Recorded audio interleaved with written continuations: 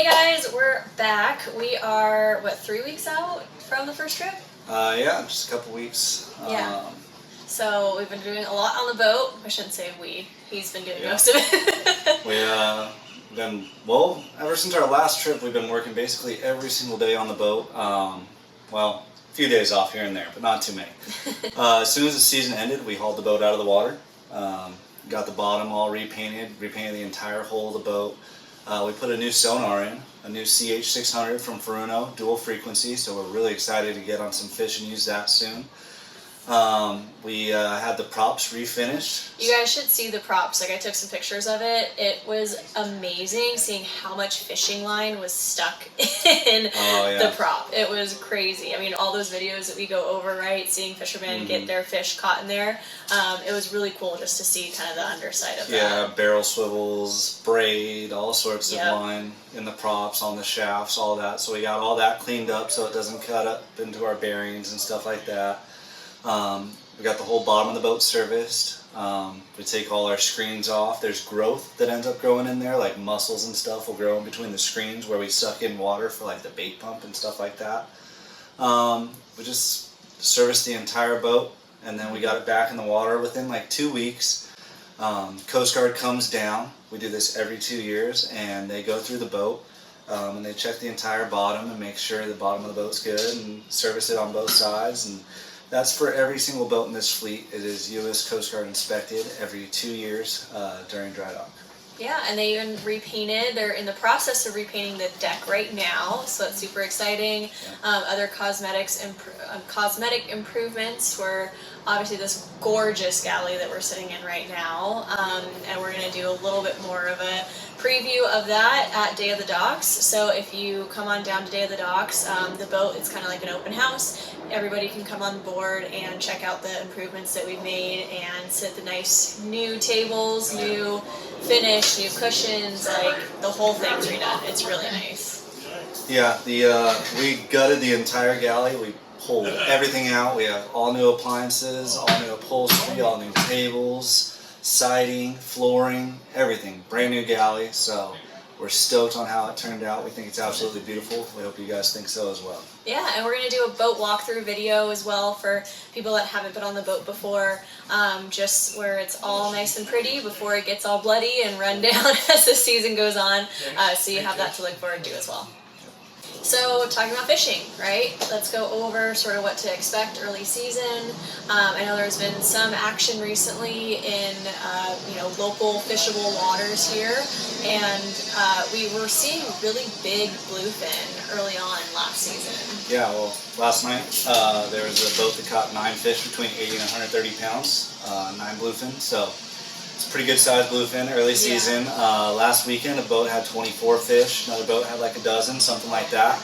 They're seeing schools. I know that the Mexican commercial boats are over halfway done with their quota for the year, so it's only March. They're well over halfway done. That's insane. We expect them to be finished here shortly, so once they reach their quota, they won't be interfering with those schools, so they'll be a lot friendlier to us and not as skittish from the boats. So that's exciting stuff. This bluefin seems like it never really went anywhere. We've been saying it for quite a few years now. It's a local population now. As long as the food is here and the water conditions are right, like it has been, there's no reason for them to leave here. They're breeding here. This is a local bluefin fishery, and that's why you're seeing fish anywhere from the small school-sized fish up to well over 300 pounds. And it's really exciting for us that it's all staying within like 100 miles of San Diego. Do you feel like you could have fished throughout the winter, like absolutely, without, not taking days off? Yeah, the weather is, up a little bit. This has been, NOAA kind of forecasted an El Nino. Now I'm hearing La Nina. I don't know which it's going to be, but I do know that we've had a lot of storms come through. Yeah. We've had a lot of rain, a lot of wind offshore. So that kind of disrupts people from going down there. A few boats have done some call-net trips where they're primarily targeting rockfish, loading up on some nice vermilions, a few lingcod. Good fish, taco fish. Yeah, maybe a shot at some yellowtail that are there, the bigger yellows that are there. And then they went offshore looking, kelp patties that had a few yellows on them. And then there were some schools of bluefin that had been reported. And they got on them and they were able to catch fish right away. From what I had heard, the Mexican seiners had no problem finding schools. They weren't seeing giant jumbo schools, so they were struggling a little bit. They were smaller schools, which is just fine for us on sport boats, right? A small school to a super seiner is a nice school for us, especially because our captains are really good at using their sonars and getting right on top of those schools, and how much our anglers have progressed, whether it's fishing lures, sinker rig, or even getting a live bait out there. These schools that they're seeing are just fine for us, and it's exciting that they're already located. And I think you touched on a really crucial point about early season fishing. It's really about the weather. So even though the fish are around, going into a little bit into tackle recommendations, right? It's like if you have some pretty gnarly wind, you have some good swell, current ripping, whatever the conditions may be, you just have to be a little bit more adaptable early season fishing as far as your tackle box goes. Yeah, for sure. I know one of the boats last weekend was talking about how windy it was. And they were having a hard time getting their lures down. So something that we've touched on before is if the boat is drifting this way because of the wind, if you cast a lure off this corner and as the boat drifts, let it sink, it's going to be more underneath the boat than it would be if you just drop in as the boat's drifting away. Right, so positioning is really crucial, shuffling is really crucial, even at night. For some reason, I feel like people stop moving at night when it's like even more important. Well, people are half asleep sometimes. You were taking That's a true. nap and you come out on deck. Sometimes people come out without their boots on. I would not recommend that with the size of the hooks we use. But totally. Following your line at night is as crucial or more than any other time on the boat, for sure. Definitely. And, like how heavy your lure, your jig is going to be, that's also super critical. Not just the weight, but even the shape, because some lures are meant to have more action than others. Like your knife jigs are meant to cut through the water a little bit better, versus like a butterfly jig that like flutters and flat falls, flatten out. So the design of the jig and the weight are going to play a lot into whether you're getting to depth or not. So for people that are looking to get out there early season, go fishing, what length of trips is the running? The minimum you're going to fish is a day and a half, no matter what boat you're going on in the San Diego fleet, if you're trying to target some bluefin right now, just because of the distance they're at. Overnights aren't going to start up probably until July. The fish that were being caught last weekend were 100 miles or close to 100 miles. So if you're on a day and a half, you're not going to have a shot at a night bite. If you're leaving at 7 p.m., you're not going to make it 100 miles during the night. And then you have to leave by a certain time to be in by 6 a.m. So your 2-day, reverse 2-day, or 2.5, 3-day, is kind of more, it's going to give you an advantage. It's going to give you a shot at those night bites. In early season, sometimes those bluefin are only biting at night. You can have a shot during the day as well. So, I mean, if you're on a day and a half, you're definitely going to be able to make it down 100 miles and have a shot during the daytime to get on those fish. Yeah, I think, a lot of people, it's a little intimidating just kind of jumping into a 3-day if, they haven't really been before or are a little bit more inexperienced. But honestly, it's just like anything, practice makes perfect. I think the longer trip you have, the more camaraderie you kind of get with people as well. And, you're going to be fishing with some really good anglers on a 3-day, for example. Sure. So I think that there's a really huge benefit to don't be scared, son. That's what my dad always says. And jumping into it. You're going to get some good action. You're going to have the most opportunity. I think that's like a big mindset shift for a lot of fishermen is the longer you're on the boat, the more opportunity you have to find that good school. Yeah, I mean, especially when you're talking about schools that are at distance, travel time is a necessary evil. The boat has to travel to the area where the fish are. You can't just stop short and hope there's going to be fish there. So the length of trip, like we're saying, if you want a chance at a night bite, a multi-day pretty much guarantees that. You'll have at least one of the nights that you can fish. A day and a half, you may only get the daytime bite, which it's better than an overnight because you don't even get the afternoon bite sometimes on an overnight trip. So those are all things to factor in. For me, if it was my first offshore trip as an angler, I might start with a full day trip, right? Your 6 a.m. to 6 p.m. trips, just to get out on a boat. But if you want a chance at bluefin and yellowfin, usually you're going to have to go on at least an overnight. And those are even tough the last few years, just based on where the fish have been range-wise. If you're talking about fish out at Tanner or Cortez Bank, like we've been having so often the last few years, if you're on an overnight, it's just really not feasible. You can fish there, but you only get maybe 2 or 3 hours of daytime fishing, versus your day and a half, you get to fish all the way until dark and then leave.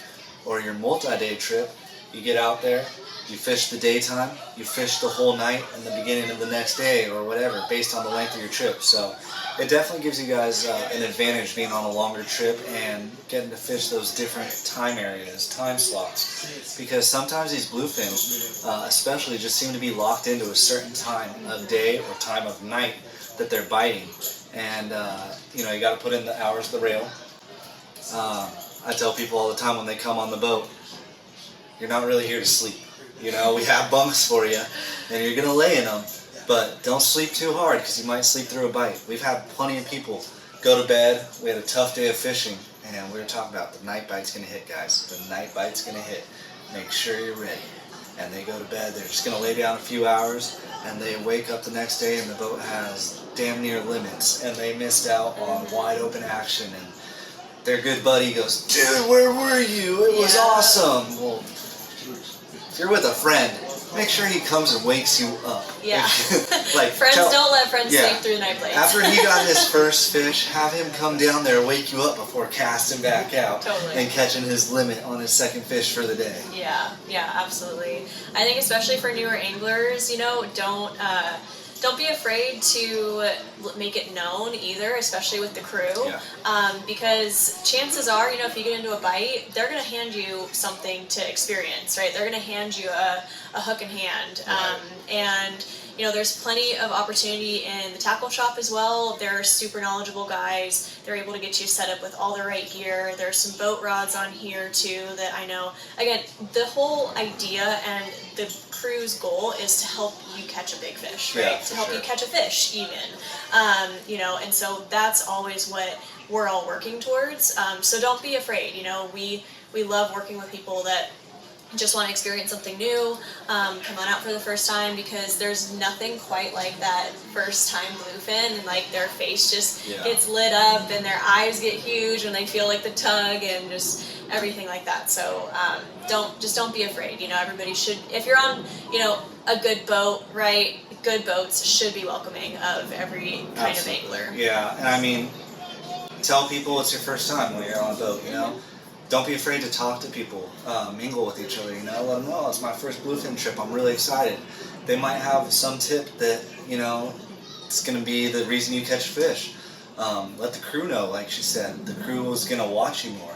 If you hook into a fish and the deckhand comes over and says, "How's it going?" Just be like, "Good, it's my first bluefin, anything I'm doing right or wrong?" Mm-hmm. Let him know it's your first time so he can keep a little bit of a closer eye on you, right? So if there's 2 fish that are going at the same time that he's watching and he knows this guy's got it handled, but this is your first fish, he's going to watch you a little bit closer. Just communicate. Get to know each other on the boat. Introduce yourself to the crew, the other passengers. That's what it's all about, is getting to know each other. My favorite part about this job is I have so many people that come back on my boat year after year, or maybe even month. I have some people that come like every week, basically.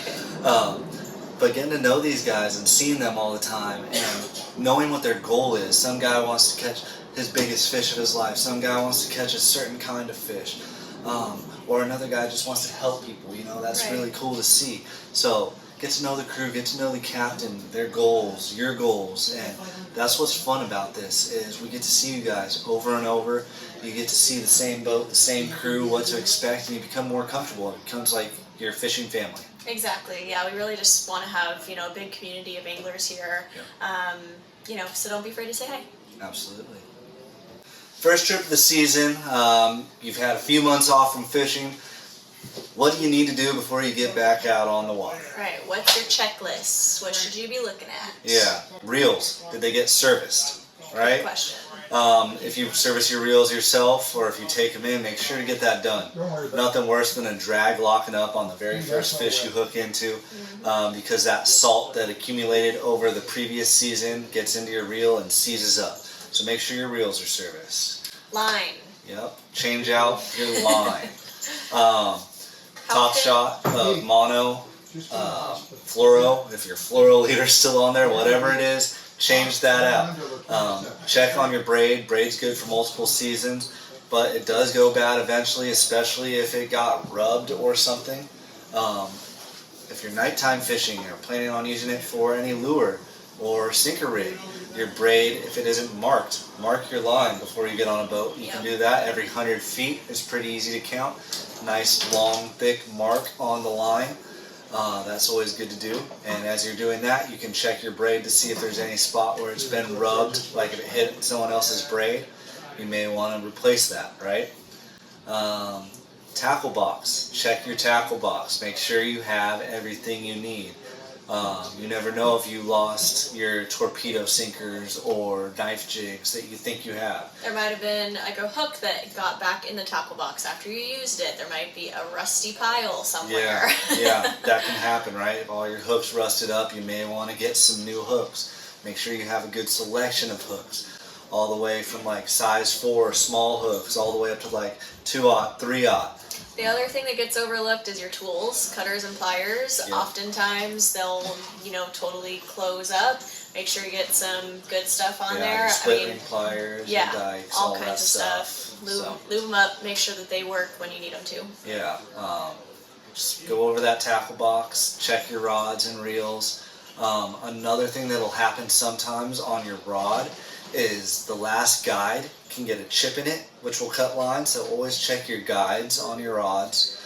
Make sure nothing like that happened. And get back on the boat, get on your first trip of the season, and get on your first 2024 fish. Yeah, super fun.